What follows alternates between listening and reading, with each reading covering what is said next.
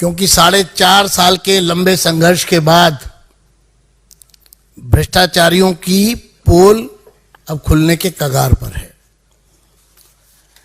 मैं संक्षिप्त में 2018 से शुरू करता हूं। 1 जून 2018 को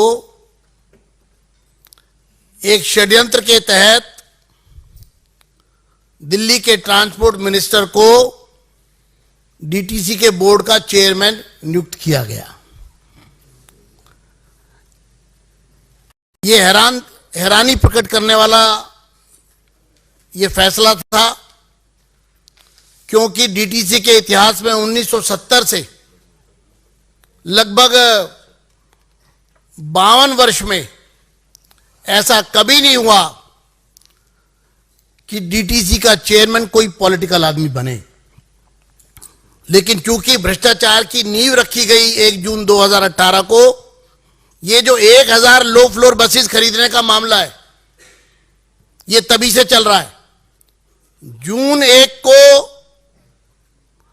चेयरमैन की अपॉइंटमेंट होती है और जून के महीने में ही एक दागदार कंपनी जेबीएम लिमिटेड, उसका पदार्पण दिल्ली की सरकार में होता है और वो एक प्रपोजल लेकर आता है और वो प्रपोजल दिया जाता है।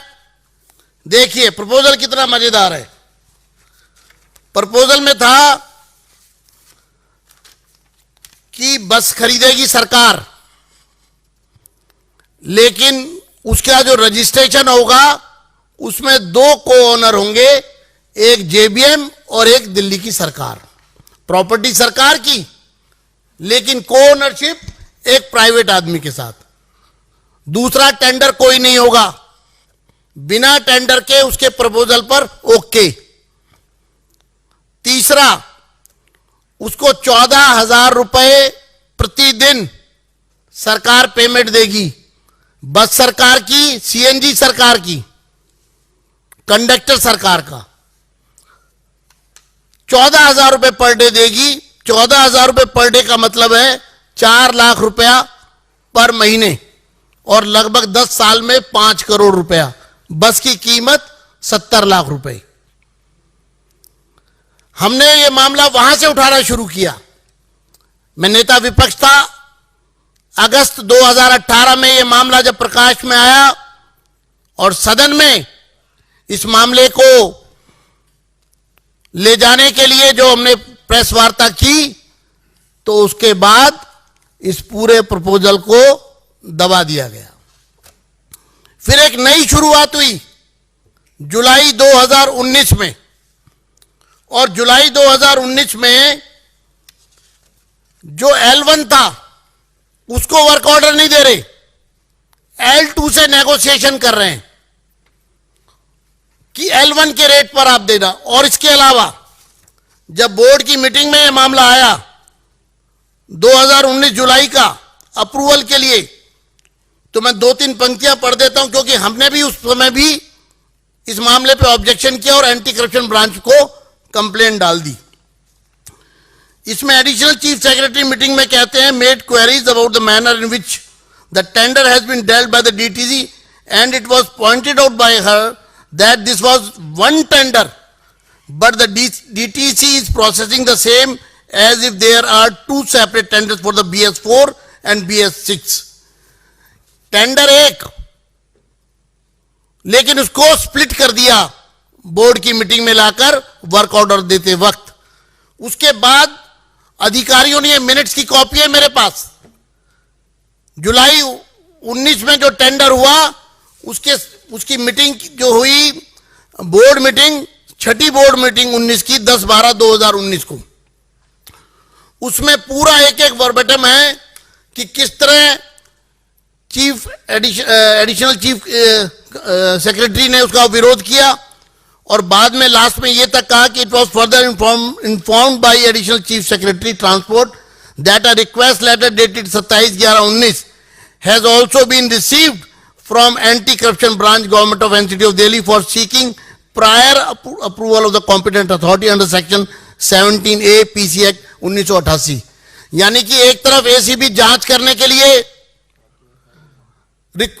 एक परमिशन मांग रही है, चीफ सेक्रेटरी बता रहे हैं मीटिंग में, और पूरा हवाला दिया है कि ये पूरा गड़बड़ है, घोटाला है, गड़बड़ झाला है, ये हम जेबीएम को वर्क ऑर्डर नहीं दे सकते।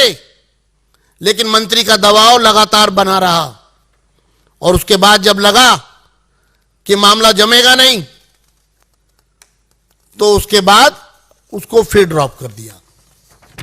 फिर एक शुरुआत की मार्च 2020 में, और मार्च 2020 में इन्होंने एक शुरुआत की और जनवरी 2021 को एक वर्क ऑर्डर इशू किया लगभग 4,500 करोड़ रुपए का, और उसमें स्कोप था 250 बसेस और बिना टेंडर के खरीदने का, जिसके भी वर्क ऑर्डर का पार्ट बना दिया गया, और बाद में फिर अगली मीटिंग स्पेशल कॉल की गई, उसको विड्रॉ किया गया। तो 250 यानी 25%, तो यानी कि 5500 करोड़ रुपए का लगभग ये एक वर्क ऑर्डर। आपको मैं बताना चाहता हूं कि दिल्ली की सरकार के इतिहास में आज तक एक वर्क ऑर्डर, एक प्रोक्योरमेंट इन वन गो इतनी बड़ी कभी हुई ही नहीं थी। 5,000 करोड़ की प्रोक्योरमेंट एक साथ एक वर्क ऑर्डर में, यह एक बड़ा घोटाला, सबसे बड़ा टेंडर जिसमें सबसे बड़ा घोटाला। बस की कीमत 87 लाख रुपए, लेकिन उसकी एएमसी 4 गुना ज्यादा। बस की कीमत 870 करोड़ रुपए और एएमसी जो है वो 3500 करोड़ रुपए है। 45 रुपए पर किलोमीटर। जिस दिन नई बस सड़क पर उतरेगी, पहला किलोमीटर चलेगी, उस पर 45 रुपए पर किलोमीटर प्राइवेट बिडर को मिलेगा, प्राइवेट कंपनी को मिलेगा। अब आप समझिए कि बस सरकार की, ड्राइवर सरकार का, सीएनजी सरकार की, डिपो सरकार की, कंडक्टर सरकार का, सब कुछ सरकार का। बस भी सरकार ने खरीदी, लेकिन उसको धोने पहुंचने के नाम पर पहले किलोमीटर से 45 रुपए पर किलोमीटर, 200 किलोमीटर एवरेज एक डीटीसी बस पर डे चलती है, 9,000 रुपए पहले दिन एक बस पर, 1000 बस पर 90 लाख रुपए पहले दिन, पहले महीने में 27 करोड़ रुपए, और पहले साल में लगभग 350 करोड़ रुपया सिर्फ मेंटेनेंस का।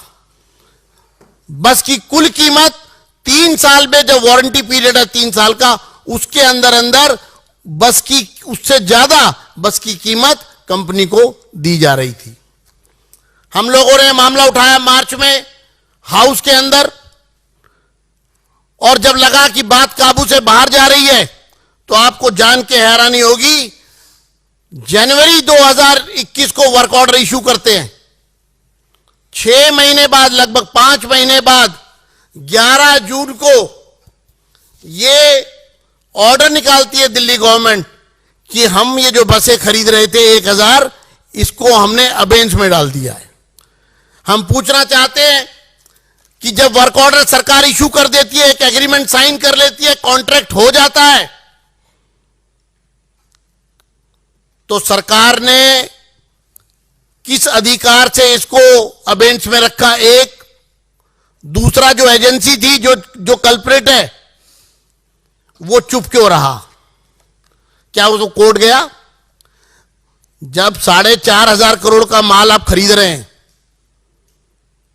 तो उस 4,500 करोड़ के माल पर जनवरी में आप वर्क ऑर्डर देते हैं, 5 महीने में उसने प्रोक्योरमेंट के लिए पूरा जो अपना रॉ मटेरियल जुटाना, वो करना, और सप्लाई देने का तैयारी करना। और हमारा सीधा आरोप है कि जनवरी में जब वर्क ऑर्डर इशू किया गया, वर्क ऑर्डर के साथ ही रिश्वत ली गई। सरकार में वर्क ऑर्डर के साथ कैश, मोटा माल केजरीवाल के लोगों ने, केजरीवाल जी ने लिया वर्क ऑर्डर देने के बदले में, और जून में उस ऑर्डर को, वर्क ऑर्डर को अबेंस में डाल दिया। 16 जून 2021 को लेफ्टिनेंट गवर्नर ने एक कमेटी गठित की। उस कमेटी की रिपोर्ट में साफ रूप से यह आ गया कि एनुअल मेंटेनेंस कॉन्ट्रैक्ट में भारी घपला हुआ है, लेकिन मैनिपुलेशन की गई और क्लीन चिट का भ्रम पैदा करने की लोगों के बीच में कोशिश की गई। उसके बाद मामला सीबीआई को सौंप दिया गया 16 अगस्त 2021 को, और 21 सितंबर 2021 को सीबीआई ने प्राथमिकी दर्ज कर ली। अब आप देखिए, एक प्राथमिकी दर्ज है और उपराज्यपाल महोदय ने जो रिकमेंडेशन दी है और उसमें साफ रूप से ये रिक्वेस्ट भेजी है, डायरेक्शन दी है कि जो पी रजिस्टर्ड है 4A 2021 उसके साथ इसको क्लब करके और इस केस में कार्रवाई की जाए। आपको मैं बताना चाहता हूं डीटीसी की हालत क्या है।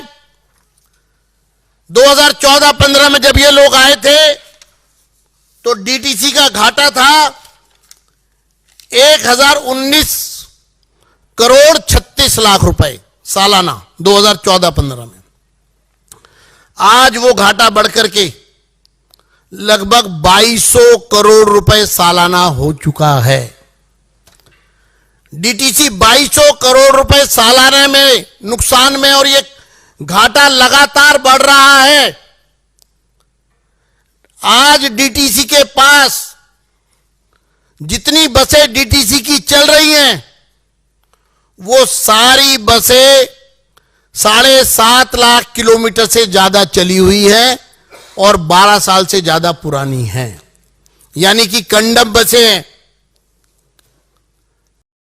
उनकी मेंटेनेंस पे आप जानते हैं इन्होंने एक एग्रीमेंट किया जिसके मिनट्स मेरे पास हैं कि जो बसें एक्सपायर्ड हो गई हैं, जिनका टाइम पीरियड पूरा हो चुका है, जो 7.5 लाख किलोमीटर चल चुकी हैं, हर बस का 50 लाख रुपया मेंटेनेंस का कॉन्ट्रैक्ट किया है। 1000 बसेस पर 500 करोड़ रुपए की पेमेंट सरकार के खजाने से जा चुकी है 3 साल की मेंटेनेंस के लिए सिर्फ, और इतने में नॉन एसी बस आती है।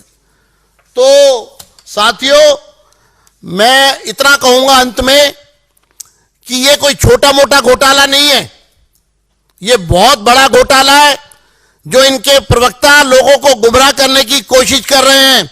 मैं उनको खुली चुनौती देता हूं कि वो खुले मंच पर आकर हमसे बहस करें, लोगों के सामने आए, और जिस घोटाले में भ्रम पैदा कर रहे हैं, टेंडर तो हुआ ही नहीं, उसके वर्क ऑर्डर को अबेंच में रखा गया, कैंसिल नहीं किया गया है, वो भी आपके सामने है। धन्यवाद।